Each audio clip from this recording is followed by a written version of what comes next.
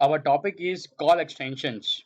Okay, this is very important extension, guys. If you want to use it for your ad copy, so now we're gonna discuss over here how to create this call extension. So we're gonna click on this call extension. You can scroll down, click on new call extension. Okay, over here you can change your country. You choose India. Give your phone number over here. For example, let's say 23456. What, you can give the phone number over here. Okay, give 10 digits and then you can just save it. That's all. Okay. Oh, I need to give a proper number. So 8485868889.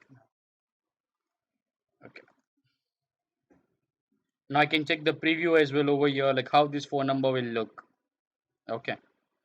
So it might come over here. Okay, there are more previews as well. Okay, it might come over here as well. Okay, for desktop it will come over here, and for mobile phone it's gonna come over here with a call button over here.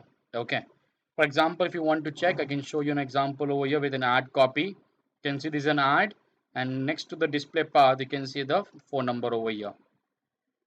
Okay, so this is all about your call extension. This is very important if you're looking like you should get a call from the customers directly, then you can use this call extensions.